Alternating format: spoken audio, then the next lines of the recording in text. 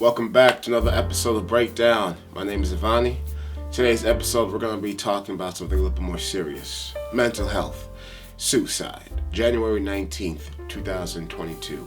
Regina King's son, Ian Alexander Jr., committed suicide. Took his own life, unfortunately. The reasons behind of why he did what he did are not known. And out of respect to him as an individual, I don't really think they should be known. I think you should really out of respect, just, leave him alone. And this includes knowing exactly how the man took his own life. You ever notice that? On how people online are more interested in knowing how a person took their own life as compared to their life before they took their own life, getting to know them, at least what they can learn about them online. You can't learn them as a person anymore. But when I heard the news, I actually, went back and I learned a little bit about Ian Alexander Jr. And this is what I found out about him. He was a musician and a DJ. And his stage name is actually, if I'm pronouncing it correctly, Desdune. He had some live performances scheduled before and after the incident that took place on January 19th. Ian Alexander Jr., or his by stage name, Desdune, he was also the only son of Regina King and also Ian Alexander Sr. And from what I looked up about Ian Alexander Sr., he's also a producer out in Hollywood. But the deeper I searched was the more I wanted to learn a little bit, at least, where Ian Alexander Jr.'s mental health was at that point in time in his life. So, I read an article that took me to a link that really showed a collection of a couple of tweets that he sent out, I believe 5 days before he, committed suicide. And I'm gonna put really all of the tweets up so that you can also see them, screenshots of the tweets. Just 3 tweets from January 14th. The first one says, "I don't think Instagram is healthy for me." Who is it healthy for anyway, right? And then afterwards, he put up a reference to a SpongeBob episode that even I've seen. I still remember to this day. But he says, "You know that episode of SpongeBob where they go inside his brain and it's a bunch of mini SpongeBobs just losing their shit? Yeah, that one really hits home." Then he follows that tweet up with an actual screenshot of that episode from SpongeBob that he was referring to.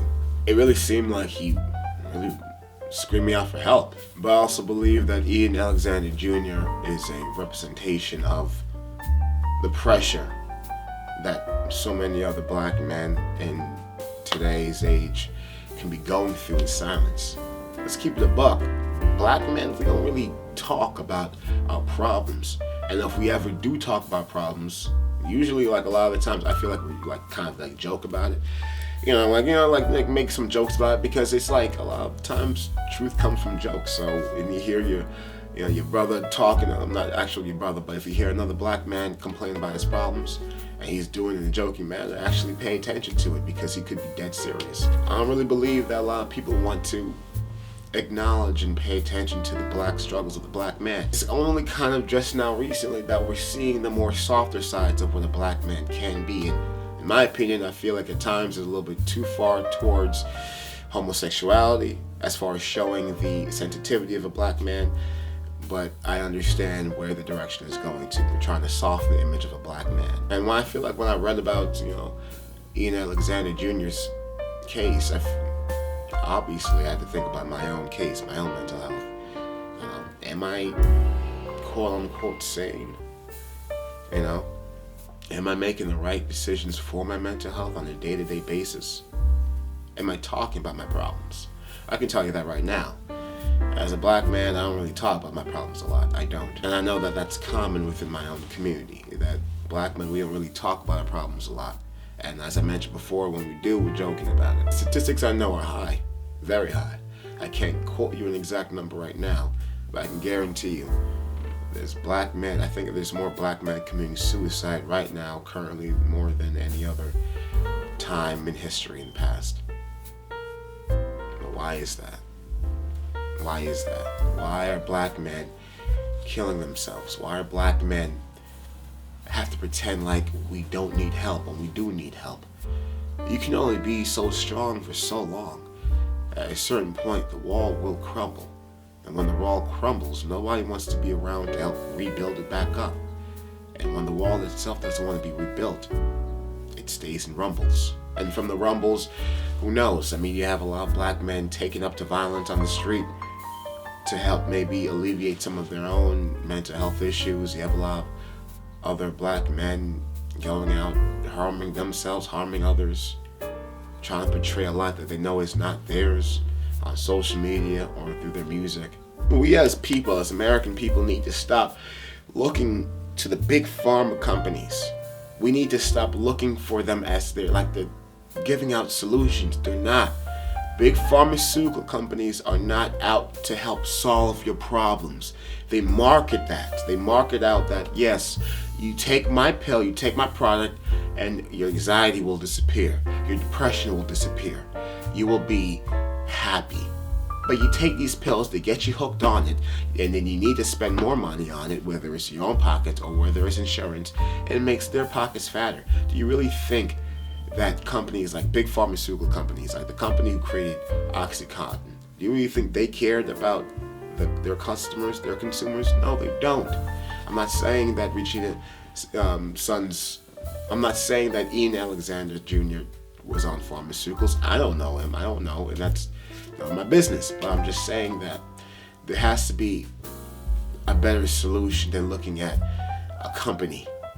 And on top of that, mind you, pharmaceutical companies, them giving out these pills, these antidepressants, that's only been done in our country for a couple of decades, right? It just kind of started happening in the 50s and the 60s, and then it took off in the 70s, I believe, if I'm not mistaken, right?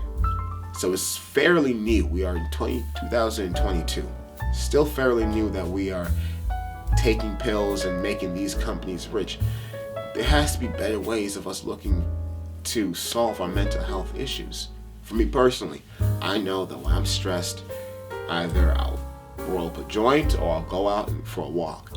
And to be quite frank, even if I don't roll up a joint, just me going outside and communicating with nature. There's something about nature that's very tranquil. Pray, communicate with God, communicate with nature if you're not religious. Get away from technology, get away from phones. Because of Ian Alexander Jr.'s action, now we'll never have another one of him. We'll never have another Des Dune, unfortunately, now. And that sucks. So I'm gonna look up some of Des Dune's music. I think he has a song called Green Eyes. I'm gonna see if I can hear that song. Think about your mental health. Think about what you got going on. What is still worth. Think about your mental health. Think about what's going on around you. Think about what you still have right now before you lose it. Think about the things that are worthwhile to you. And always remember that there's only one of you, and there'll never be a copy. Never. Please comment, like, and subscribe, Let's have an open dialogue about mental health, not on just my channel. But thanks for watching. This has been another episode of Breakdown. I'll see you next time. Deuces.